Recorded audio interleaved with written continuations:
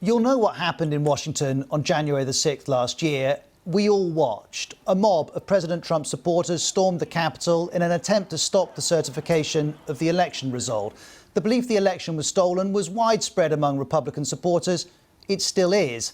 And the idea has been relentlessly pushed by Donald Trump. Before the election, he predicted it would be rigged, and once he'd lost, he carried on. This is a case where they're trying to steal an election. They're trying to rig an election. And we can't let that happen. Lest there's any doubt, this isn't true. There's no evidence of widespread electoral fraud, but a lack of evidence wasn't stopping the president or his supporters.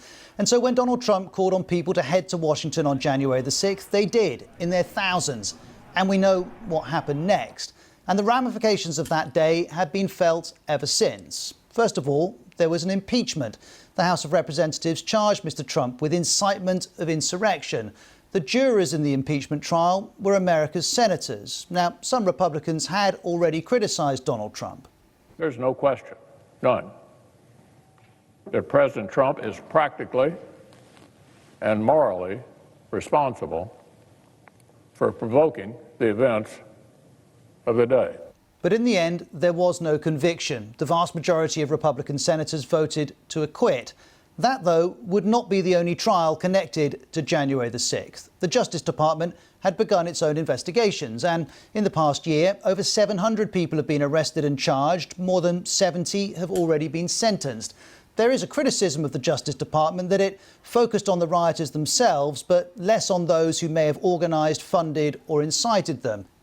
The department refutes that criticism, and also it's not the only source of scrutiny of what happened on that day. The Democratic majority in the House of Representatives, that's the lower house, set up a committee comprised of 7 Democrats and 2 Republicans. It began its hearings in July. Its vice chair is Republican and fierce Trump critic Liz Cheney. If those responsible are not held accountable, and if Congress does not act responsibly, this will remain a cancer on our constitutional republic. Well, since July, hundreds of people have been interviewed in private. Most agreed to talk, some had to be subpoenaed, and 2 key people refused to take part. The first was Steve Bannon, Donald Trump's former presidential advisor. He was out of the White House long before January the 6th, but not out of politics. And in his podcast, the day before the attack, he said, "All hell is going to break loose tomorrow. Just understand this. All hell is going to break loose tomorrow." For this and for other reasons too, the January the 6th committee wanted to talk to him. But Steve Bannon didn't want to talk and has now been charged with criminal contempt of Congress, to which Steve Bannon has said this. If the administrative state wants to take me on, bring it. Because we're here to fight this and we're going to go on offense. And you stand by, you see how we're going to go on offense, okay? The second person to defy the committee's subpoena was President Trump's former Chief of Staff, Mark Meadows.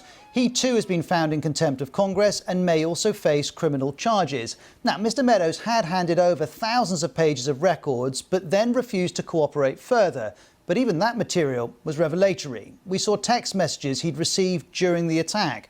The Fox News host Laura Ingraham wrote, "This is hurting all of us. He is destroying his legacy." Other messages were received the day before the attack. Fox News host Sean Hannity said, "I'm very worried about the next 48 hours. But there's one key figure whose testimony and evidence remains elusive. We don't know a whole lot about what Donald Trump was doing. The reports are he was watching television during the early part of the attack on the Capitol. The question is, why didn't he take any kind of actions? Why did he wait so long to respond to this? Former President Trump has, perhaps unsurprisingly, refused to cooperate. He's taken legal action to block the release of official White House communication records. These delays mean it's not certain the committee will finish its work before the midterm elections in November, and the politics of this remain far from predictable.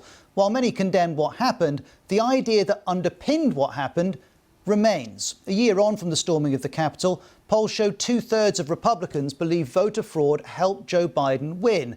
Given that that didn't happen, that raises profound questions about one of the 2 main parties in the world's most high-profile democracy.